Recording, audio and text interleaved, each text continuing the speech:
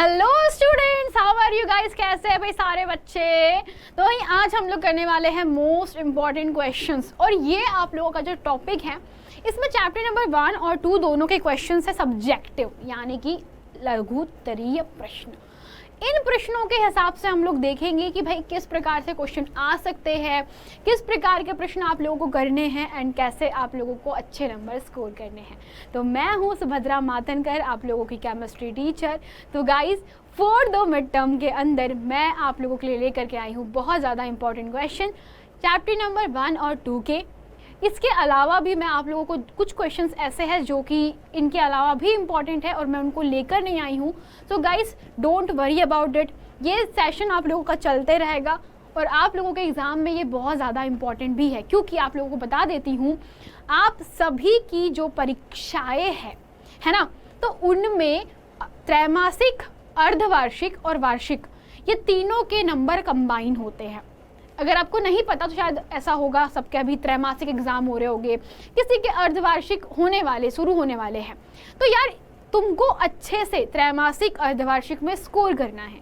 क्योंकि अगर तुमने यहाँ पे गड़बड़ करा या तुम लोगों ने यहाँ पर अभी अच्छे से नंबर नहीं लाए, तो भाई जब तुम्हारे वार्षिक होंगे तो वार्षिक में तुम कितने भी अच्छे नंबर लेकर आ जाओ, त्रैमासिक और अर्धवार्षिक के नंबर हमेशा कम होने के कारण वो नंबर भी गिर जाएंगे।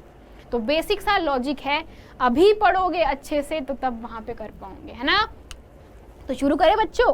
चलिए भाई, तो फिर शुरू करते हैं आज की क्लास, जिसमें हम लोग देखेंगे फोर्थ मिड टर्म्स में इंपॉर्टेंट क्वेश्चंस। उसके भी पहले तो भाई अगेन गुड इवनिंग सबको। भाई गुड इवनिंग, गुड इवनिंग। मुझे पता है तुम लोग को लग रहा होगा मैम ये तो रिकॉर्डेड क्लासेस है। तो गाइस आज था Dussehra, so basically recorded classes रख ली गई थी, तो आज की छुट्टी है हमारी, ठीक है। बट आप लोगों के लिए रिकॉर्डेड क्लासेस है। तो इसका मेन मोटो ये था बेटा कि देखो आप लोगों के जो एग्ज़ाम्स है वो पास में आ रहे हैं और हम नहीं चाहते कि किसी का नुकसान हो, है ना, इसीलिए ये करना भी ज़रूरी था। और जिन बच्चे लोगों ने अब तक के भाई बिल्कुल भी कोई कोर्स नहीं खरीदा है, गाइस जाके कोर्स बाय करो। तुम्हारे कोर्स बाय करने से फ़ायदा ये होने वाला है, तुम्हें बहुत सारी एडिशनल चीज़ें जैसे कि किताबें, PDF मिल जाएगी, है ना, नोट्स मिल जाते हैं। क्योंकि बच्चों का ये ना एक बहुत बड़ा प्रॉब्लम होता है कि मैम एक बात बताइए, हम लोग बहुत ट्राई करते हैं, हम लोग बहुत कोशिश करते हैं कि हम नोट्स बनाएं, बट क्लास में क्या होता है ना, नोट्स नहीं बन पाते हैं। तो आप लोगों को जब भी नोट्स बनाने का दिमाग में आए ख्याल, तो यार तुम्हारे पास में कुछ रेफरेंस चाहिए। और हमारी जो NCERT किताब है वो बहुत सारे एग्जाम्पल्स के साथ में भरी हुई है, तो हम लोग एक प्रॉपर क्वेश्चन का आंसर नहीं निकाल पाते। इसीलिए आप लोगों को सबसे बढ़िया हिदायत देती हूँ बेटा, इससे सस्ता और कुछ नहीं है। 1999 में आप सारे कोर्सेज ले सकते हो, यानी कि सोच लो पूरी कक्षा 9वीं का कोर्स जिसमें आप पढ़ोगे आपकी इंग्लिश, सोशल साइंस, विज्ञान, गणित, ये सभी सब्जेक्ट पढ़ोगे, वो भी सिर्फ 2000 में साल भर के लिए। तो तुम सोच लो कि कितना सही डील है ये, है ना, जहाँ पे नोट्स होंगे, डाउट सॉल्विंग होगी, टीचर्स के साथ में लाइव इंटरेक्शन भी होते हैं। तो बेसिकली सब कुछ ओवरऑल पॉजिटिव ही है। इतने में बेटा बहुत कुछ अच्छा खासा मिल रहा है तुमको, जो कि आजकल नहीं मिलता है ना। तुम अगर बहुत अच्छे जोड़ी कपड़े खरीदने जाओ तो 2000 में नहीं मिल पाते। सो बेसिकली बेटा आप लोगों के लिए ये इससे बेटर डील तो कोई हो ही नहीं सकती, है ना। चलिए तो भाई हमारी आज की कक्षा को शुरू करते हैं हमारे टॉपिक के साथ में, जो कि है मेन लघुत्तरीय प्रश्न, है ना। लघुत्तरीय प्रश्न चैप्टर नंबर 1 और 2 से दोनों से पूछे जा सकते हैं। मैं आपको एक बार क्विक रिवीजन करवा देती हूँ चैप्टर नंबर 1 और 2 में क्या है। मैं बोल रही हूँ बच्चों, ध्यान से सुनिएगा और याद कीजिएगा कि हाँ ये हम लोग पढ़ चुके हैं। नहीं पढ़े हैं तो बेटा लेक्चर अवेलेबल है, जाइए पढ़ लीजिए और फिर वापस से आकर के इन महत्वपूर्ण प्रश्नों के ऊपर ध्यान दीजिएगा। एक और आप लोगों का परेशानी होता है कि मैम आप लिखवाते नहीं हो, तो भाई मैं इस बार लिख करके लेकर आई हूँ, जितना मन कर रहा है, जितना लिखने की इच्छा हो रही सब लिख लेना, है ना। बढ़िया, अच्छे से प्रश्न उसका उत्तर प्रॉपर लिख लेना, ठीक है। तो अब इस बार तो कोई भी दिक्कत नहीं होने वाली, पक्का। चलो तो भाई शुरू करते हैं। मैंने क्या बताया था आप लोगों को कि भाई चैप्टर नंबर 1 के अंदर बेसिकली पदार्थ है क्या, इसके बारे में हमको जानना था। तो पदार्थ क्या है, ये किस प्रकार से हम मतलब पदार्थ जो है वो हमारे आसपास है, तो ये सब हम लोगों ने जाना चैप्टर नंबर 1 में। तो हमने सबसे पहली चीज़ सीखी थी कि पदार्थ क्या है, पदार्थ के गुण क्या होते। तो बेटा पदार्थ क्या होता है, जिसमें आयतन और द्रव्यमान दोनों होते हैं। अब ये क्या होते हैं, जाकर के लेक्चर नंबर 1 देखो, ठीक है। तो अब मैं इसको डिटेल में समझा नहीं पाऊंगी बेटा, बस मैं क्विक पढ़ा देती हूँ आपको कि क्या है पदार्थ। फिर हम लोगों ने पदार्थ के गुण देखे थे कि पदार्थ जो होता है वह स्थान घेरता है ना। पदार्थ के अंदर द्रव्यमान होता है, जो पदार्थ होता है उसके कण बहुत छोटे होते हैं और सभी के सभी कण आपस में जुड़े हुए होते हैं। ये सब चीजें हम लोग जान चुके हैं, देख चुके हैं। फिर हमने देखा कि पदार्थ के कणों में गतिज ऊर्जा होती है ना, और गतिज ऊर्जा क्या करती है, उनको निरंतर गति देते रहती है। और ठोसों में जो आकार होता है वो निश्चित होता है। द्रवों में जो गतिज ऊर्जा होती है पदार्थ के कणों की, वो कैसी होती है, थोड़ी सी ज़्यादा होती है ठोसों से। तो ये सब चीज़ें हम देख चुके थे। हम लोगों ने विसरण पढ़ा, हमने पदार्थ की 3 अवस्था पढ़ी, वैसे 4 है पर हम लोगों ने 3 अवस्था पढ़ी, ठोस, द्रव और गैस। ठोस हमने क्या सीखा कि ठोसों के जितने भी कण होते हैं, है ना, हमने पदार्थ सीखा कि पदार्थ सभी कणों से मिलकर बना हुआ है। तो हमारे जो बेटा ठोसों के जो कण होते हैं वो कैसे होते हैं, वो बेसिकली बहुत ही अच्छे से प्यारे से तरीके से जुड़े हुए होते हैं, एकदम बिल्कुल चिपके हुए होते हैं। तो इस तरीके से जो कणों के अंदर जो गतिज ऊर्जा होती है सबसे कम होती है ठोस में। फिर हमने देखा था सबसे ज़्यादा गतिज ऊर्जा द्रवों में होती है, सबसे अधिक गतिज ऊर्जा पाई जाती है गैसों में। और फिर हमने विसरण का कॉन्सेप्ट पढ़ा था, जहाँ पे विसरण का मतलब होता है फैल जाना। तो कणों में जो गतिज ऊर्जा होती है वो कणों को इधर उधर फैलने में मदद करती है। फिर हमने ठोस, द्रव, गैस के बारे में सीखा कि ठोसों में निश्चित आयतन होता है, द्रव्यमान होता है, आकार भी निश्चित होता है। द्रवों में आकार निश्चित नहीं होता, आयतन निश्चित होता है, लेकिन गैसों में ना आयतन निश्चित है ना आकार निश्चित है। तो इतनी कहानी हम लोग जान चुके थे। फिर हम लोगों ने देखा कि किस तरीके से अवस्था परिवर्तन होती है। हम लोगों ने क्वथनांक, गलनांक, हिमांक, ऊर्ध्वपातन, यह सब चीज़ें देखी है। तो बच्चों बेसिकली हम लोगों ने चैप्टर में पूरा यही सब चीज़ें देखी है। अब हम चैप्टर नंबर 2 में क्या क्या पढ़े हैं, हम लोगों ने चैप्टर नंबर 2 में देखा है कि यार हमारे पास में जो पदार्थ होता है वो कितना प्योर है, यानी कि पदार्थ के जो कण होते हैं उनमें कोई और कण तो मिक्स नहीं है। फिर हमने शुद्ध, यौगिक और शुद्ध तत्व, यौगिक और मिश्रण पढ़ा। यौगिक जहाँ पर हम लोग जब 2 या 2 से अधिक पदार्थों को या तत्वों को निश्चित मात्रा में मिलाते हैं तो यौगिक बनता है। फिर हम लोगों ने पढ़ा था कि हमारे पास में जो मिश्रण होता है उसमें हम लोग किसी भी यौगिक को किसी भी अनुपात में मिला देते हैं। फिर हम लोगों ने निलंबन, विलयन, कोलाइड पढ़ा, टिंडल प्रभाव पढ़ा। हम लोगों ने देखा पृथक्करण की विधियाँ कि मिश्रण है मेरे पास में तो पृथक्करण कैसे करें। तो ये सब चीज़ें हम लोग चैप्टर नंबर 2 में पढ़े। जिसने अब तक कुछ भी नहीं पढ़ा है गाइस, जाओ चेक करो, चैप्टर नंबर 1 और 2 के दोनों के लेक्चर अवेलेबल है यूट्यूब पर भी, ऐप पर भी। तो गाइस मैं चाहती हूँ कि सबके सब सारे के सारे बच्चे जो है वो बहुत ही बेहतरीन तरीके से क्या कर ले, पढ़ाई कर ले, और ये पेपर में आने वाले हैं। चलो तो भाई शुरू करते हैं बिल्कुल शुरुआत से। पहला प्रश्न आपके सामने है और वो है चैप्टर नंबर 1 से, बेटा ऊर्ध्वपातन क्या होता है। यार ये चैप्टर का जो ये क्वेश्चन है बहुत ही जरूरी है, बच्चों को पता ही नहीं है कि ऊर्ध्वपातन होता क्या है। देखो हम लोगों ने क्या पढ़ा था, अवस्था परिवर्तन पढ़ा है। अवस्था परिवर्तन का मतलब क्या होता है, इसका मतलब होता है कि जब भी कोई पदार्थ एक अवस्था से दूसरी अवस्था में बदलता है, यानी कि मान लो तुम्हारे पास में कोई ठोस है तो ये ठोस क्या करेगा, ये ठोस अगर मान लीजिए बेटा किस में बदलता है, द्रव में बदलता है, तो वो कौन सी अवस्था परिवर्तन कहलाती है, इसे बोलते हैं गलना। इसे क्या बोलते हैं, गलना। तो यहाँ पर हमारे पास में बेटा एक शब्द का प्रयोग किया कि जिसे हम लोग गलनांक का बोलते हैं। तो गलनांक क्या है, गलनांक एक तापमान है जहाँ पर हम लोग क्या करते हैं, हमारा पदार्थ गलने लगता है, द्रव में बदलता है। फिर हमने देखा था कि द्रव से बेटा क्या होता है, जो पदार्थ गैस में बदलता है तो वहाँ पर क्वथनांक का प्रयोग होता है। वहाँ पे किसका प्रयोग होता है, क्वथनांक शब्द का प्रयोग होता है, यानी कि गैस में रूपांतरण, और वहाँ पर आता है क्वथन ताप। तो बेटा ये सब चीजें हम लोग पढ़ चुके हैं, क्वथन ताप ये भी देख चुके हैं। फिर हम लोगों ने देखा था कि हमारे पास में जो गैस है, गैस की स्टेट क्या होती है, चेंज होती है। अगर गैस से क्या बनते हैं, द्रव बनते हैं, तो इसे हम लोग क्या बोलते, बेटा गैस से हमारे पास में क्या बनता है, द्रव बोलते हैं। तो हम लोग क्या बोलते हैं इसको, संघनन होना। हम लोग इस पद्धति को क्या बोलते हैं, संघनन बोलते हैं। कि जब भी अगर कोई पदार्थ हमारे पास में गैस से किस में बदल रहा है, द्रव के रूप में बदल जा रहा है, तो इसे हम लोग क्या बोलते हैं, संघनन होना, यानी कि ठंडा होना। तो जब भी कोई भाप ठंडी होती है तो वो क्या होती है, संघनित होती है और वो पानी में बदल जाती है।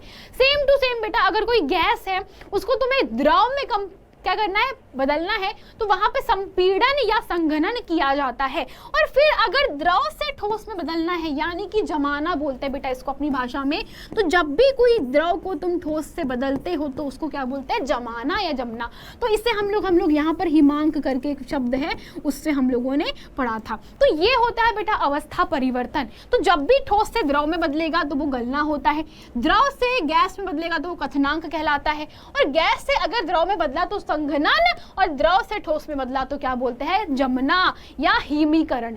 लेकिन अगर तुम्हारे पास में मान लो सीधा कोई ठोस से अवस्था गैस में बदल जाती है, क्या बोला मैंने बेटा, अगर तुम्हारे पास में कोई अवस्था है जो सीधे ठोस से किस में बदल जा रही है, गैस में बदल जा रही है, इसे कहा जाता है ऊर्ध्वपातन।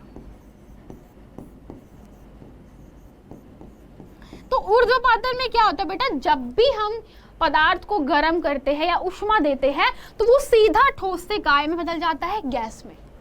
सबसे बेहतरीन उदाहरण बेटा तुमने अपने घर में देखा है, कहीं और नहीं, और वो है कपूर। कपूर हर किसी बच्चे ने देखा है, झूठ मत बोलना, देखा है ना, सबने कपूर देखा है। तो कपूर क्या होता है, कपूर पहले कैसा होता है बेटा, वो ठोस होता है, और वो किस में बदलता है, गैस में। तो कैसे, ऊर्ध्वपातन विधि से। तो जैसे ही हमारे पास में मान लो कपूर है, वो उड़ जाता है, हम लोग एक शब्द का प्रयोग करते हैं, कपूर उड़ गया। तो वो उड़ता है क्या, कपूर उड़ता है क्या, मम्मी से पूछना बरा, मम्मी कपूर उड़ जाता है क्या, मम्मी बोलेगी हाँ बेटा कपूर उड़ जाता है। तो जो कपूर उड़ता है ना, वो बेसिकली क्या है, कपूर का ऊर्ध्वपातन विधि कहलाता है। ये बेटा एक मेथड है, एक शब्द है जिसका प्रयोग करते हैं हम लोग सीधा किसी भी पदार्थ का ठोस से गैस में बदलने के लिए। जैसे कि कपूर हो गया, नौसादर हो गया, ये क्या होता है, सीधा या तो ठोस से गैस में बदलेंगे, या बेटा गैस रूप से काय में बदलते हैं, या तो ये ठोस से गैस में बदलेंगे, या गैस से ये बदलते हैं किसमें, ठोस में। तो ये बेटा कुछ इस प्रकार से दोनों ही दिशाओं में होता है, ठीक है। तो ये क्या कहलाते हैं बेटा, इससे हम लोग बोलते हैं ऊर्ध्वपातन। क्लियर है सबको, क्लियर है भाई सबको, इसको यहां तक के सबको क्लियर है क्या, क्लियर है ना सबको, हाँ जी ना जी, बोलो जल्दी से बोलो, अब बोलो मैडम जी हमको नोट करना है, कर लो भाई, जिसको जिसको नोट करना है, जिस भी बच्चे को नोट करना है कर लो। तो बेटा ये नोट करने के बाद मैं तुम लोगों को बता देती हूँ कि इसके लिए अगर तुमको ऐसा लगता है कि मैम थ्योरी कैसे लिखेंगे, मैम हमको लिखना हो तो कैसे लिखेंगे, बेटा बहुत सिंपल चीज है, कुछ इस प्रकार से लिख लो तुम लोग, और वो है हमारे पास में, कुछ इस प्रकार से लिख लो, है ना, ठीक है। तो तुम लोगों को क्या करना है, यहाँ पर कुछ इस प्रकार से लिख लो इसको, और ये है हमारे पास में कुछ शब्द, अरे कहाँ गया हमारा पेन, तो ये तुम इसको लिख सकते हो इस प्रकार से, 1 मिनट, 1 मिनट बच्चों, 1 मिनट, चलो। तो हमारे पास में ये गलती से बड़ा हो गया था, ठीक है। तो हम लोग क्या करेंगे, इसको परिभाषा के रूप में कुछ इस प्रकार से लिखते हैं, ऊर्ध्वपातन एक ऐसी प्रक्रिया है, या ऐसी प्रक्रिया, ये वैसी प्रक्रिया लिखी है, इसको आप ऐसी कर लीजिए, एक ऐसी प्रक्रिया है जिसमें क्या होता है, जिसमें कोई ठोस पदार्थ गर्म करने पर बिना द्रव के सीधा कहाँ बदलता है बेटा, वाष्प में या भाप में या गैस में बदल जाता है, और उस वाष्प को ठंडा करने पर वो बिना द्रव के किधर बदल जाता है बेटा, सीधा ठोस में बदल जाता है, जैसे कि अमोनियम क्लोराइड, आयोडीन, कपूर इत्यादि, ठीक है। तो कपूर आप लोगों ने देखा हुआ है, और ये है नौसादर। चलो अगले प्रश्न पे बढ़ते हैं। अब ये थोड़े से कुछ छोटे छोटे क्वेश्चन है जो कि जरूरी है आप लोगों से बेटा। मैंने भी बात करी हिमांक की, मैंने बात करी किसकी, गलनांक की इत्यादि की। तो ये मेरे पास में कुछ है। तो भाई यहाँ पे ये सबसे पहले इंपॉर्टेंट क्वेश्चन है कि द्रव का हिमांक क्या होता है। हिमांक मतलब क्या होता है बेटा, जमना। तो एक टेम्परेचर जिस पर वो जमता है। तो हिमांक, या बेटा इसको समझो कि जब भी हम बात कर रहे हैं जमने वाला ताप, इसको अपने भाषा में समझो, इसको जमने वाला तापमान है ये। जिस तापमान पर कोई भी द्रव काय में बदलता है, ठोस अवस्था में बदलने की कोशिश करता है उसे हम हिमांक बोलते हैं। तो वो तापमान जिस पर कोई भी पदार्थ द्रव अवस्था से ठोस अवस्था में परिवर्तन होता है, द्रव का हिमांक कहलाता है। और ये प्रक्रिया द्रव का क्या कहलाता है? जमना कहलाता है। तो द्रव का जमना यानी कि बेटा जमने वाला टेम्परेचर, तो ये बेटा वो तापमान है, ध्यान से देखो, यह वो तापमान है जैसे कि बर्फ किस पर जमता है बेटा? पानी बर्फ में 0 डिग्री सेल्सियस पर जमता है।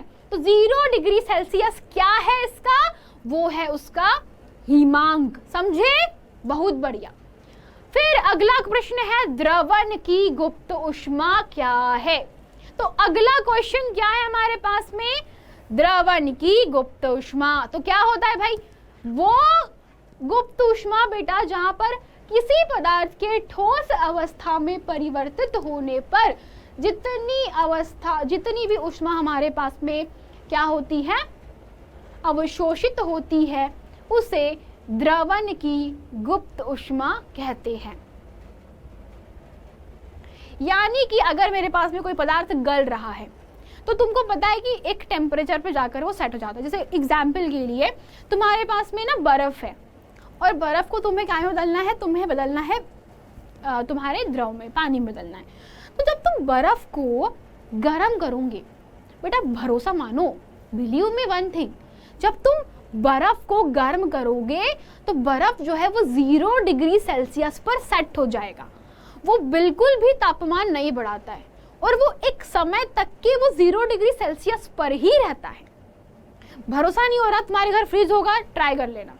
फ्रिज में बर्फ जमाओ, थर्मामीटर लो और उसको लेकर के आओ, थर्मामीटर रखो बर्फ में और उसको पिघलने दो। तुम देखना पानी का तापमान बढ़ता ही नहीं है कुछ समय तक के। तो बेटा जब वो तापमान स्थिर रहता है तो उसमें क्या होती है? ऊष्मा जो है अवशोषित होते रहती है। तो वही ऊष्मा जो है द्रवण की गुप्त ऊष्मा के रूप में क्या हो जाती है? एकत्रित हो जाती है। अगला वाष्पन की गुप्त ऊष्मा, किसी भी क्वथनांक पर किसी द्रव के गैस में परिवर्तित होने पर जो भी ऊष्मा का अवशोषण होता है उसे वाष्पन की गुप्त ऊष्मा बोलते हैं। यानी कि बेटा सेम चीज है। मान लो मेरे पास में बर्फ है और बर्फ से कहाँ पे बदलना है बेटा? बर्फ से बदलना है मुझे पानी में। तो पानी क्या है? द्रव अवस्था है, पानी द्रव रूप है। पानी क्या है? द्रव है। बर्फ क्या है? ठोस है। पानी, द्रव, बर्फ, ठोस और क्या बनेगा? गैस, यानी कि भाप बनाना है हमको। तो ये है गैस अवस्था। तो बेटा तुम खुद देखो, यहाँ पर तुम लोग खुद देखो कि मेरे पास में क्या है? बर्फ है। तो यार बर्फ के अंदर मैंने बोला ना कि बेटा ये 0 डिग्री सेल्सियस यहाँ पर और यहाँ पर बेटा 100 डिग्री सेल्सियस, ये वो तापमान है जहाँ पर ऊष्मा का अवशोषण होता है। यहाँ पे क्या होता है बेटा? ऊष्मा का अतिरिक्त अवशोषण होता है, ऊष्मा का अवशोषण होता है। और ये अवशोषण होने के बावजूद हमारे पास में जो तापमान है वो नहीं बढ़ता, वो 0 डिग्री सेल्सियस पर ही फिक्स रहता है। यहाँ पर क्या होगा बेटा? यहाँ पर मेरे पास में, इसको इस तरीके से लिखो, यहाँ पर इस तरीके से समझ में नहीं आएगा तुमको, चलो इसको मैं लिख देती हूँ। यहाँ पर 0 डिग्री सेल्सियस पर जो बर्फ है वो पानी में बदलता है। लेकिन आपको बता दूं इस तापमान पर ना ही टेम्परेचर बढ़ेगा ना कुछ होगा। यहाँ पर बेटा तुम कितना भी आग लगा दो, तुम कितनी भी आग लगा दो, कुछ समय तक के वहां पर तापमान 0 डिग्री सेल्सियस ही रहेगा। चाहे तुम बर्फ को गंजी में रखो, चाहे तुम बर्फ को रखो बर्तन के अंदर और उसके नीचे आग लगा दो, टेम्परेचर 0 है तो 0 ही रहेगा जब तक कि वो पानी पूरा नहीं बदल, जब तक कि पूरी बर्फ पानी में नहीं बदल जाती, टेम्परेचर नहीं इंक्रीज होगा, वो 0 पर ही रहेगा। इससे बोलते हैं बेटा यहाँ पर जितनी भी ऊष्मा अवशोषित होती, जितनी भी ऊष्मा ना दी जाती है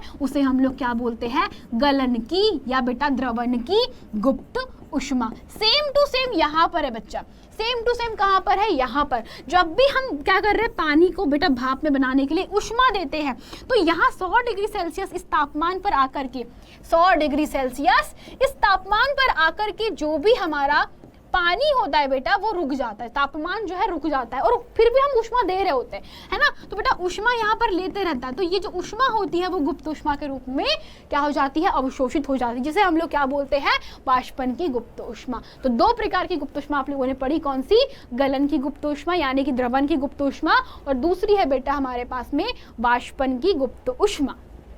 समझे? समझ गए कि नहीं समझे? बहुत बढ़िया।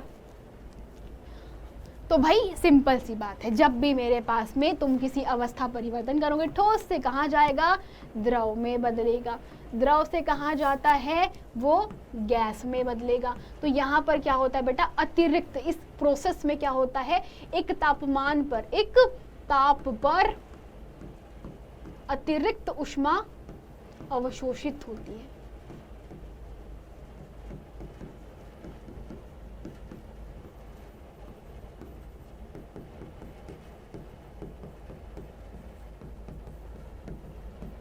जिसे क्या बोलते हैं, जिसे हम लोग गुप्त ऊष्मा बोलते हैं।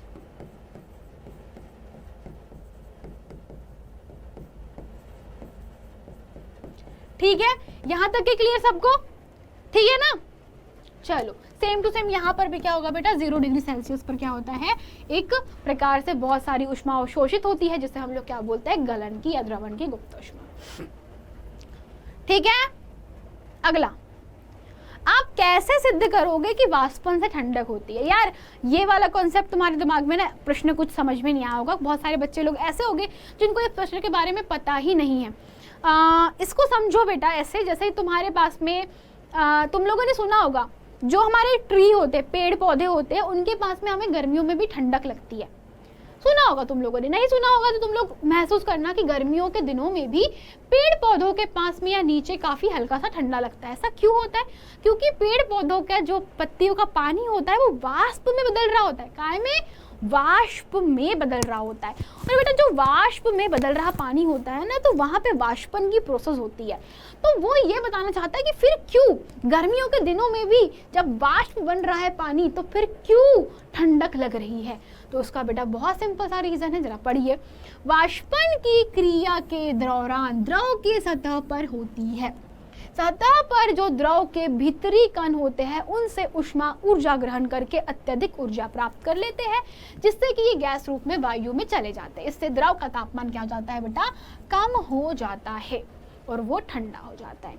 जैसे मटके के अंदर भी क्या होता है बेटा, मटके के अंदर भी देखो आप लोग, मटके पर भी आप लोगों ने देखा है कि हमारा जो मटका होता है उसके छोटे छोटे जो कण होते हैं बेटा, उससे जो पानी होता है भरा हुआ वो काय में बदल जाता है, वो भाप में या बेटा वो वाष्पन में बदल जाता है। उसका क्या बनता है, वाष्प बनना चालू हो जाता है। तो जो मटके के अंदर का पानी होता है ना, वो पानी से बेटा जो बाहर जो मटके के जो सतह के अंदर जो पानी के कण बने होते हैं, वो क्या करते हैं, अंदर से ऊष्मा अवशोषित करते हैं। वो क्या करते हैं, अंदर के कणों से ऊष्मा अवशोषित करते हैं और फिर बेटा वो काय में बदलते हैं, वाष्प में बदलते हैं। और यही एक मेन कारण होता है बेटा कि यहाँ पर जो अंदर की ऊष्मा है वो इन कणों ने ले ली, तो अंदर क्या हो जाता है बेटा, जो तापमान होता है वो क्या हो जाता है, टेम्परेचर जो है, तापमान जो है वो क्या हो जाता है, कम हो जाता है। समझे। सेम टू सेम बेटा आप लोगों ने अपने हाथों पे क्या करना, गलती से कभी कभी तुम लोग देखना क्या करना, ईथर गिला देना। ईथर जो है बेसिकली नेल पेंट रिमूवर होता है एक काइंड का। तो हथेली में बेटा जब आप जैसे ही उसको डालोगे ना, जैसे ईथर को डालोगे, तो जैसे ही आप ईथर को हथेली पर डालोगे देखना वो धीरे धीरे गैस बदलता है, लेकिन आपको बहुत ठंडा लगता है। ऐसा क्यों होता है कि जैसे आपने नेल पेंट वाला जो रिमूवर होता है, nail paint remover, nail paint निकालने वाला जो लिक्विड होता है, उसको हाथों में डालने पर आपको ठंडा सा लगने का रीज़न है क्योंकि वो आपके हाथों की ऊष्मा ग्रहण करके वाष्प में बदलता है। क्या करता है, वो आपके हाथों की ऊष्मा ग्रहण करके वाष्प में बदलता है, जिससे आपके हाथों का, हथेली का जो टेम्परेचर होता है डाउन हो जाता है। ऑब्वियस सी बात है, मेरी हथेली में अगर टेम्परेचर है, ऊष्मा है मेरे शरीर में, तो यहाँ की अगर मैं ऊष्मा ग्रहण कर लूँ तो ये ठंडा हो जाता है। तो बेटा इसीलिए क्या होता है, हमको ठंडा ठंडा महसूस होता है। अब अगला क्वेश्चन है, वाष्पन और क्वथन में अंतर। बेटा बहुत सारे बच्चे लोग इसी में कंफ्यूज होते हैं, मैम वाष्पन और क्वथन में क्या अंतर होता है। क्वथन का मतलब होता है एक पर्टिकुलर ताप पर आकर के के सारे जो कण होते हैं, जैसे मान लो तुमने क्या करा, ये मान लो आग है, ये आग है, मान लो ये आग है और इसके ऊपर कोई बर्तन रखा हुआ है, ये बर्तन है। तो बर्तन में तुमने मान लो पानी गर्म किया, तो जब तुम गर्म करोगे ना, तो तुम्हारे जो पानी के कण होते हैं वो बेटा क्या होते हैं, ऊपर नीचे होते हैं। जब पानी उबलता है ना, तो पानी उबलने के बाद ऊपर नीचे होते रहता है और उसमें हर एक कण जो है वो धीरे धीरे धीरे धीरे क्या होता है बेटा, भाप के रूप में टूट जाता है, यानी कि भाप के रूप में बदल जाता है। तो इसमें हर एक कण क्या होता है, भाप बदलता है। लेकिन वाष्पन कुछ ऐसा होता है, तुम इसमें कोई भी अतिरिक्त आग उष्मा कुछ नहीं दे रहे हो। मान लो ये तुम्हारे पास में क्या है बेटा, पानी है। तो वाष्पन में क्या होता है कि जो भी बाहरी सतह होती, जैसे कि ये वाली, ये क्या है, बाहरी सतह है, ऊपरी सतह है या बाहरी सतह है। तो जो भी बाहरी सतह है वो क्या करती है बेटा, वातावरण की जो भी उष्मा है, वातावरण की जो भी उष्मा है उसको क्या करती है, ये वाली सतह जो है बेटा वो क्या करती है, एब्जॉर्ब कर लेती है, पूरी उष्मा को ये ग्रहण कर लेती है। और ये बेटा धीरे धीरे धीरे धीरे क्या होता है, धीरे धीरे धीरे धीरे धीरे धीरे वाष्प के रूप में बदलती है। तो वातावरण की उष्मा को ग्रहण करके क्या करती है, ये सिर्फ ऊपरी सतह, यानी कि सिर्फ ऊपरी सतह जो होती है वो भाप में बदलते रहती है। तो क्या बनती है बेटा, ये वाली जो है वो क्या में बदल रही है, वाष्प में बदलती है। तो इसे हम लोग क्या बोलते हैं, इसे बोलते हैं वाष्पन, और इसे क्या बोलते हैं, क्वथन बोलते हैं। इसे क्या बोलते हैं, इसे बोलते हैं क्वथन। क्वथन बेटा हमेशा उष्मा देने के बाद ही मिलता है। तुम लोग आग लगाओगे, एक्स्ट्रा उष्मा दोगे, लेकिन यहाँ पे तुमने एक्स्ट्रा उष्मा दी क्या, नहीं। तुम लोगों ने बस क्या किया, जो भी तुम्हारा पानी था उसके जो भी ऊपर के कण थे उसमें आसपास की वायुमंडल की जो भी उष्मा थी ग्रहण किया, उड़ गया, दैट्स इट। चलो तो भाई इसको क्या बोलते हैं हमारे पास में, वाष्पन, यानी कि बेटा ये स्वतः होने वाली प्रक्रिया है जो सभी तापों पर होती है। क्वथन एक निश्चित तापमान पर ही होती है, जैसे हम लोग द्रव का क्वथनांक बोलते हैं, है ना बेटा। एक पर्टिकुलर तापमान पर ही क्या होगा, क्वथन होगा, जहां पर हर एक कण जो है वो कायम बदलता है, वाष्प में बदलता है। तो बेटा द्रव के सिर्फ ऊपरी सतह पर ही होता है, द्रव के भीतरी भागों में नहीं। यह द्रव के संपूर्ण द्रव में होता है, जिसमें द्रव के भीतरी भागों से भी बुलबुले निकलते हैं। और आप लोगों ने देखा है पानी को उबलते हुए बेटा, तो मेरे ख्याल से ये आप लोगों के लिए बिल्कुल भी छुपाया हुआ नहीं है, है ना। बहुत बढ़िया। तो भाई अब हम लोग अगले प्रश्न पे चलते हैं। उसके पहले सभी लोग इसको नोट करना चाहते हैं बेटा, नोट कर लीजिए। चलिए भाई,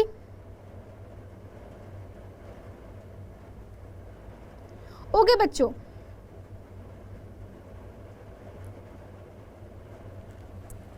अगला क्वेश्चन के ऊपर बढ़ते बेटा। नेक्स्ट क्वेश्चन आप लोगों के सामने आ रहा है, और वो भी बेटा ये चैप्टर से नहीं है, ये आप लोगों के लिए होमवर्क है। तो बेसिकली मैंने कुछ क्वेश्चन प्रिपेयर किया ताकि मैं आप लोगों को होमवर्क दे सकूं। तो ये आप लोगों के लिए होमवर्क है बेटा, खुद से करना है। अब इसको आपको ये खुद से करना है, ये क्वेश्चन सभी को खुद से करने हैं, एंड आई होप सब बच्चे लोग करेंगे। करोगे ना। आपको हर किसी के पीछे ना कारण बताना, और ये आपकी NCERT की किताब के ही प्रश्न हैं। तो मेरे ख्याल से आपको इनको करने में कोई तकलीफ, परेशानी, दिक्कत नहीं होनी चाहिए। पक्का कर लोगे, है कि नहीं। चलो भाई, तो हमारे पास में जो क्वेश्चन है वो क्या है, गर्म और शुष्क दिन में कूलर ठंडा क्यों रहता है, रीजन वाष्पन। हिंट दे रही हूं, पूरा लिखना है इसको। दूसरा, गर्मियों में घड़े का जल ठंडा क्यों होता है, रीजन वाष्पन। एसीटोन पेट्रोल डालने पर हमारी हथेली ठंडी क्यों होती है, रीजन वाष्पन। इसको प्रॉपर आपको बताना है कैसे वाष्पन होता है जब हमारे हथेली पर कुछ गिरता है, या बेटा आपको बताना है कैसे घड़े का जल ठंडा होता है, या आपको बताना है कूलर क्यों ठंडा होता है। सेम टू सेम कप की अपेक्षा हमारे पास में जो बेटा गर्म दूध होता है वो प्लेट में क्यों ठंडा होता है। चाय, पानी गरम, तुम देखना जितना बड़ा बर्तन होता है उसमें जल्दी जल्दी जल्दी जल्दी ठंडा होता है। तुम एक काम करना, तुम्हें डाउट हो रहा होगा, तुम एक प्लेट में दूध रखना गरम गरम, और एक कप में रखना, तुम देखना तुम्हारा प्लेट वाला दूध जल्दी ठंडा हो जाता है। सेम टू सेम गर्मियों में हमें किस तरह के कपड़े पहनना चाहिए, तो भाई ये तो कक्षा 7वीं से हम लोग ये क्वेश्चन करते आ रहे हैं, इसके बारे में तो आपको पता होना चाहिए। चलो अगले क्वेश्चन पे बढ़ते हैं। नेक्स्ट क्वेश्चन, तो अगला प्रश्न आप लोगों का है बेटा, और वो है आप लोगों के पास में, अब हमें चैप्टर नंबर 2 के क्वेश्चन करने हैं। तो अब हम लोग कौन से अध्याय 2 के इंपॉर्टेंट क्वेश्चन के ऊपर ध्यान देते हैं। पहला क्वेश्चन, निम्नलिखित पदार्थों का तत्व, यौगिक और मिश्रण में वर्गीकरण करना है। मतलब क्या है बेटा, हम लोगों ने पढ़ा है, मैं एक बार क्विक रिवीजन कर देती हूँ, मैं एक बार खटाक से आप लोगों को क्या करवा देती हूँ, रिवाइज करवा दे रही हूँ। तत्व, यौगिक, मिश्रण।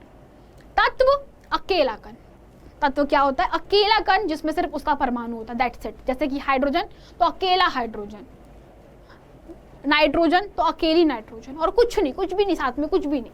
Hydrogen hydrogen hydrogen, nitrogen nitrogen nitrogen, oxygen oxygen oxygen. तो ये सब क्या है, तत्व है। सोना, चांदी, ये तत्व है, ये अकेले होते हैं, इसमें कोई दूसरा कुछ भी दूसरा पदार्थ या किसी प्रकार की अदर मिलावट नहीं होती, उसे हम लोग क्या बोलते हैं, तत्व बोलते हैं। दूसरा, यौगिक। यौगिक ऐसे पदार्थ होते हैं जो कि 2 या 2 से अधिक पदार्थों को मिलाकर बनाए जाते हैं, वो भी निश्चित अनुपात में। यानी कि मान लीजिए हमारे पास में एक यौगिक है A और B, तो A और B को जब हम लोग मिलाते हैं तो याद रखिए एक निश्चित अनुपात में ही A और B को मिलाया जाता है। जैसे आप लोगों ने अभी देखा कि मेरे पास में नमक है।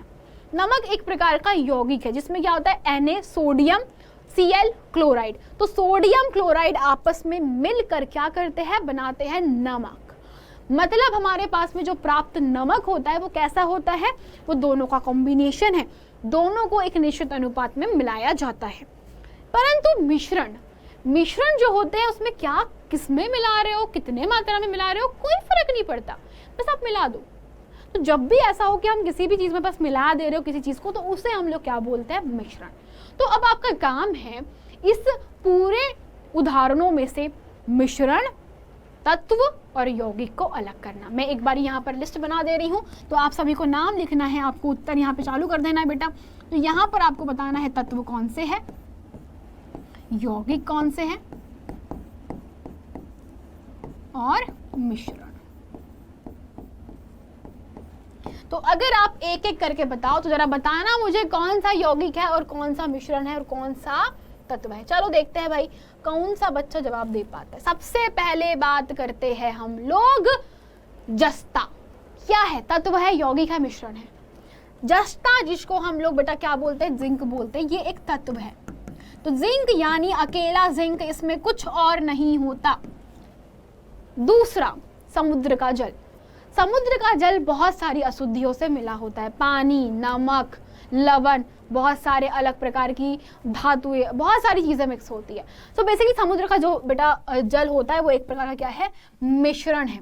तो अगर आप लोगों से कोई पूछे समुद्र का जल, तो ये क्या है होता है बेटा, समुद्र का जल एक प्रकार का मिश्रण होता है।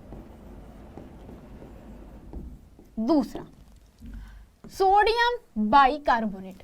सोडियम बाइकार्बोनेट जिसको हम लोग बोलते हैं सोडियम हाइड्रोजन कार्बोनेट भी बोलते हैं।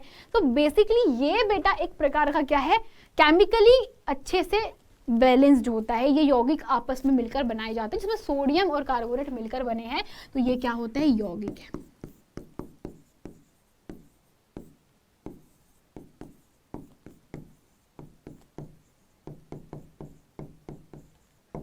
अगला मिट्टी। यार मिट्टी में भी बहुत सारे पदार्थ जो होते हैं आपस में मिक्स होते हैं, तो हम लोग बोलेंगे जो मिट्टी है वो भी क्या है, एक प्रकार का मिश्रण है। दूसरा साबुन। तो भाई साबुन के अंदर क्या होते हैं, कुछ ग्लिसरीन होता है, साबुन के अंदर हमारा बहुत सारे क्षारों का प्रयोग किया जाता है, क्षारों के लवण का प्रयोग किया जाता है। तो बेसिकली साबुन भी ना एक प्रकार का मिश्रण ही होता है। ठीक है, तो आप लोग यहाँ पर साबुन को लिख दीजिए। साबुन क्या है बेटा, साबुन भी एक प्रकार का मिश्रण है। फिर कोयला। कोयला जो होता है बेटा, ये देखो अगर कोयला प्योर है तो बेसिकली कोयले के अंदर कुछ अशुद्धियां होती है, तो हम लोग बोल सकते हैं कोयला भी एक प्रकार का क्या होता है बेटा, अगर अशुद्धियां छोड़ दे, अगर हम लोग प्योर यानी कि शुद्ध कोयले की बात करें बेटा, तो शुद्ध कोयले में लगभग 98 से 99% क्या होता है, कार्बन होता है। तो अगर मैं अशुद्धियों को छोड़ दूं तो भाई मेरे पास में ये क्या कहलाएगा बेटा, कोयला जो है बेसिकली अगर मैं रखूँ तो उसमें कार्बन होता है, तो बेटा मैं उसको फिलहाल तो मिश्रण की श्रेणी में ही रखूंगी, लेकिन अगर मैं उसमें से अशुद्धियां हटा दूं तो मेरे पास में जो कोयला होगा बेटा उसमें क्या पाया जाता है, बेसिकली कार्बन पाया जाता है। तो कार्बन जो है वो एक प्रकार का क्या होता है, तत्व होता है ना। तो ये कब है, जब बिल्कुल अशुद्धियां नहीं है, और ये कब है, जब उसमें क्या है, अशुद्धियां है, तब उसमें क्या कहेगा बेटा, वो मिश्रण के रूप में आएगा। ठीक है, अगला कागज। कागज मिश्रण है। अल्कोहल मिश्रण नहीं होता। ग्रेफाइट भी बेटा कार्बन का ही एक रूप होता है। सो बेसिकली ग्रेफाइट जो है वो कार्बन के अरेंजमेंट्स है। ठीक है, चलिए तो भाई ये हमारे पास में क्या हो गया, अलग अलग कर लिया। अगला क्वेश्चन हमारे पास में है तत्व और यौगिक में अंतर बताइए। गाइस मैंने आप लोगों के लिए जो पूरा टॉपिक है वो इस तरीके से डिजाइन किया कि सारा मैंने लिखा हुआ है और मैं आपको एक्सप्लेन करूंगी और यहाँ पर आपको सब कुछ मिल जाएगा। तो तत्व और यौगिक में दो अंतर, इसका मतलब क्या है बेटा, तत्व क्या होते हैं, मैंने बोला अकेला, दैट इज ओनली एक जैसे कंपोनेंट, एक जैसे कण होते हैं। एक जैसे कण मतलब कि ओनली हाइड्रोजन है तो हाइड्रोजन, ओनली हमारे पास में सोडियम है तो सिर्फ और सिर्फ सोडियम। यानी कि अगर देखो, अगर तुम्हारे पास में हाइड्रोजन है तो सिर्फ उसमें पूरे मॉलिक्यूल्स में सिर्फ पूरे कणों में सिर्फ H ही रहेगा। अगर मैंने बोला ऑक्सीजन तो पूरे कणों में सिर्फ क्या होगा, ऑक्सीजन। पर अगर मैंने बोला जल यानी कि H2O तो यहाँ पर हाइड्रोजन भी है, यहाँ पर क्या है, ऑक्सीजन भी है। तो इसको हम लोग क्या बोलते हैं, इसको हम लोग बोलते हैं यौगिक।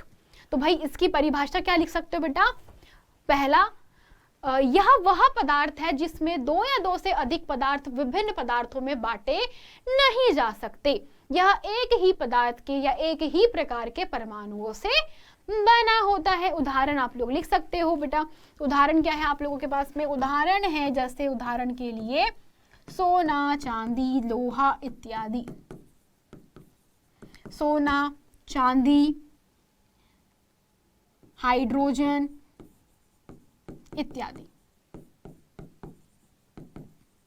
ठीक है, अगला यौगिक क्या है, इसे रासायनिक विधियों के माध्यम से दो या दो से अधिक विभिन्न गुणे वाले पदार्थों में विभक्त किया जा सकता है। जैसे कि नमक, नमक इज फॉर NaCl, ये क्या है बेटा, ये एक प्रकार का यौगिक है। तो तुम क्या कर सकते हो, इस नमक से, इस NaCl से तुम Na अलग प्राप्त कर सकते हो, जो कि क्या है बेटा, एक प्रकार का तत्व होता है। तुम यहाँ से क्लोरीन अलग प्राप्त कर सकते हो, जो कि क्या है बेटा, एक प्रकार का तत्व है। तुम देख सकते हो यहाँ पर कि तुम्हारे पास में नमक है जो कि एक प्रकार का यौगिक है। इस यौगिक को हमने सोडियम में अलग कर दिया है, क्लोरीन में अलग कर दिया है। यानी कि अगर मैं केमिकली इनको अलग करना चाहूँ तो यौगिक अलग हो जाएंगे, लेकिन तत्व नहीं होते। तत्व एक जैसे पदार्थों से बना होता है, वो कभी भी अलग नहीं होंगे। ठीक है, पक्का? चलो अब अगले प्रश्न पे, विलेय और विलायक में क्या अंतर है। भाई ये वाला प्रश्न पता नहीं क्यों बच्चे लोग बड़े ही कंफ्यूज करते हैं, बहुत गलत करते हैं, और काहे करते हैं मेरे को आज तक समझ नहीं आया। बेटा विलेय जिसको तुम घोलोगे, विलायक जिसमें घुलेगा। सिंपल सा लॉजिक है। अगर तुम्हारे पास में कोई विलेय होता है तो विलेय मतलब कि क्या होगा बेटा, उसको तुम किसी पदार्थ में मिक्स करोगे। और विलायक क्या होता है, विलायक का मतलब होगा कि तुम उसके अंदर मिला रहे हो। विलायक हमेशा ज्यादा मात्रा में प्रयोग में लाया जाता है। यह हमेशा कैसा होता है, ज्यादा मात्रा में होता है। लेकिन जो विलेय होता है वो हमेशा कम मात्रा में प्रयोग में लाया जाता है, कम मात्रा में होता है। यानी कि हम विलेय को क्या करते हैं बेटा, विलेय को हम लोग क्या करते हैं, हमारे विलायक में डालते हैं। विलायक अपने अंदर विलेय को समा लेता है।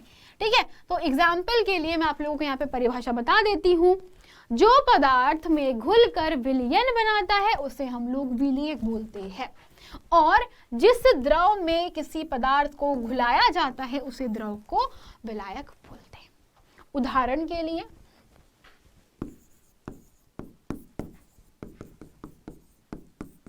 नींबू पानी। तो बेटा जो नींबू पानी है तो इसमें क्या है, तुम्हारे पास में जो नींबू का रस होता है वो क्या है, तुम्हारा विलेय। लेकिन जो पानी है वो क्या है बेटा, एक प्रकार का विलायक। समझे, समझ गए? सेम टू सेम अगर मैं आप लोगों को बोलूं बच्चा कि अगर आप लोगों को कोई हमारे पास में कोई पदार्थ है, जैसे मान लो मेरे पास में कोई बड़ा सा पदार्थ है, जस्ट एज्यूम पीतल है मेरे पास। तो पीतल जो होता है वो जिंक की मिलावट के बाद बनता है ना। पीतल क्या होता है, तांबे में जिंक मिलाते हैं। तो तांबा क्या हो गया बेटा, तांबा जो है एक प्रकार का विलायक है, और जिंक जो है वो क्या है, विलेय। तो इस प्रकार से तुम लोग इसको समझ सकते हो। समझे, विलायक और विलेय क्या होते हैं, जिसके अंदर तुम घोलोगे वो विलायक, और जिसको डालकर घोलोगे ना वो क्या है, विलेय। अगला क्वेश्चन, असंतृप्त विलयन और संतृप्त विलयन में अंतर क्या है।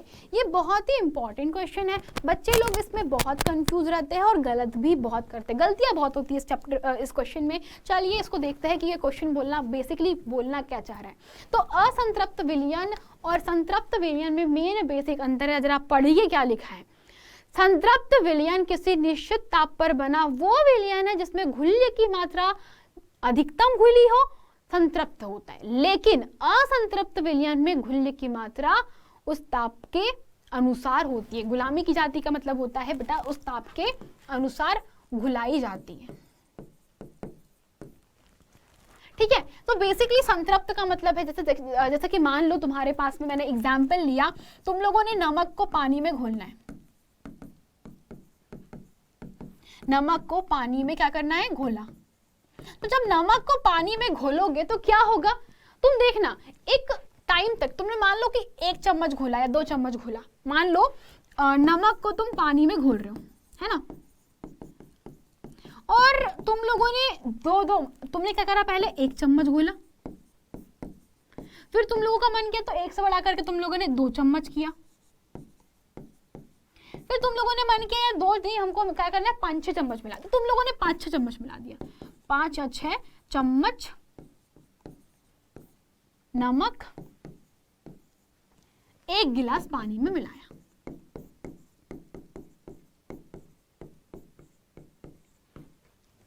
तो क्या होगा जरा तुम नोटिस करना बेटा, जब तुम 1 चम्मच या 2 चम्मच नमक जब पानी में घोल रहे थे तब वो पानी में घुल रहा था, तब ये पानी में घुल जा रहा था, पानी में घुला।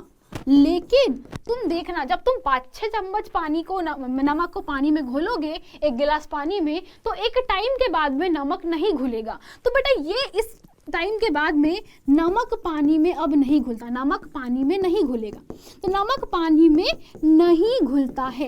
इसका मतलब क्या है, इसका मतलब ये होगा बेटा कि तुम्हारे पास में जो नमक है वो क्या हो रहा है, पानी में अब घुलेगा ही नहीं। इसको हम लोग क्या बोलते हैं, इसको बोलते हैं, इस वाले को बोलते हैं हम लोग संतृप्त विलयन। इस वाले को क्या बोलते हैं बेटा, इसको बोलते हैं अपन संतृप्त विलयन। लेकिन ये वाला जो है देखो, तापमान अगर बढ़ा दोगे तो ज्यादा घुल सकता है, इसे बोलते हैं असंतृप्त विलयन। समझ गए सब बच्चे, समझ गए संतृप्त असंतृप्त। चलो अब कोलाइडी विलयन क्या होते बेटा, कोलाइडी विलयन बेसिकली तुम लोगों के विलयन और निलंबन के बीच में होते हैं। हम लोगों ने जाना है कि बेटा अगर मान लो तुम्हारे पास में विलयन है तो विलयन क्या होते हैं, विलयन बेसिकली वे होते हैं जिनमें क्या होता है, विलेय और विलायक ऐसे घुलते हैं, विलेय प्लस विलायक ऐसे मिले होते हैं कि बेटा इनके जो कण होते हैं इतने छोटे होते हैं कि आपस में मिलने के बावजूद हमें लगता है कि ये एक जैसे कण है। लेकिन निलंबन क्या होता है बेटा, निलंबन में एक चीज ऐसी होती है कि जब भी मैं किसी विलेय और विलायक को मिलाती हूं तो विलेय और विलायक को मिलाने पर ये मुझे पता चल जाता है बेटा ये एक प्रकार का विषमांगी मिश्रण है। विषमांगी मिश्रण का मतलब होता है बेटा कि जो मिश्रण के जब भी हमारे पास में कोई ऐसा मिश्रण है, ऐसा कुछ मिश्रण है जिसमें हमको पता चल जाता है कि हमारे पास में जो कण है वो बहुत सारे मिक्स है, जैसे कि मिट्टी को पानी में घोलना, चौक को पानी में घोलना, तुम्हें चौक अलग दिखेगी, मिट्टी अलग दिखेगी। सो बेसिकली हमको दिख जाता है कि यार ये इसमें बहुत सारे पदार्थ मिले हैं। लेकिन अगर तुम्हारे सामने मैंने पानी के अंदर नींबू का रस निचोड़ कर भेज दिया और बोला मैंने पता लगाओ क्या है, तो तुम पानी में नमक जो नींबू का रस घुला हुआ है तुम पता नहीं कर पाओगे। तो भाई वही चीज है बेटा, उसको बोलता है विलयन, और निलंबन में क्या होता है हमको सारे कण दिखते हैं। तो इन दोनों के बीच में एक स्थिति होती है, इन दोनों के बीच में आते हैं कोलाइड। कोलाइड इन दोनों के बीच वाले होते हैं।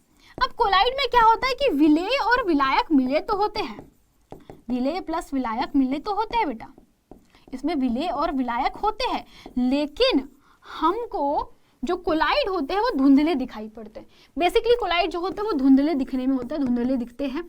लेकिन बता दूं आपको बेटा, दिखने में ऐसा लगता है कि ये एक जैसे, दिखने में समांगी लगते हैं, समांगी लगते हैं।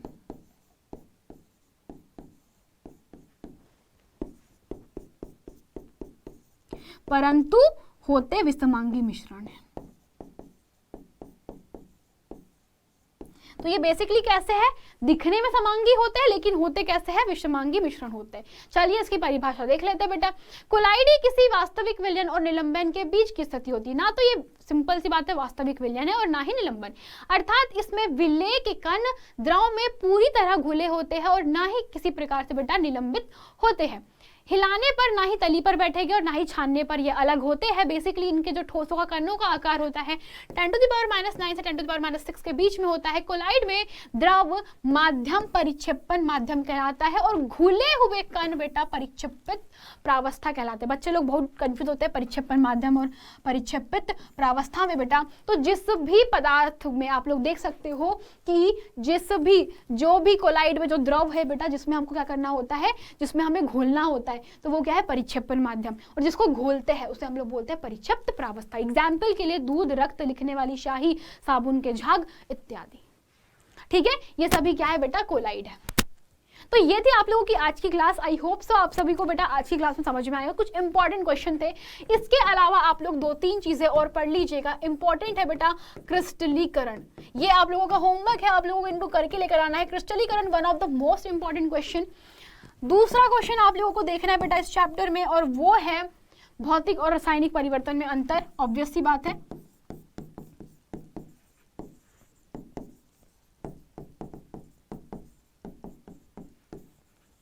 परिवर्तन इसको आनी चाहिए बेटा आप लोगों को, ये है ना। तीसरा आप लोगों को जो समझना है वो है आपके पास में पृथक्करण विधियां। पृथक्करण विधियां, ये इतना आप लोगों को आना जरूरी है। ठीक है, चलिए तो भाई ये थी आप लोगों की आज की क्लास। आई होप तुम लोगों ने मजा किया होगा इसमें और तुमको समझ में आया होगा। और इसमें से कुछ क्वेश्चंस जो है बेटा उसके डाउट पूरे क्लियर हो चुके होंगे। जिनको डाउट क्लियर नहीं है गाइस, लेक्चर्स पे विजिट कीजिए, बहुत सारे एग्जांपल के साथ में समझाया गया है। That's it for today guys, मिलते हैं हम लोग अगली क्लास में, तब तक के चलते tata bye bye, see ya in next class, bye bye.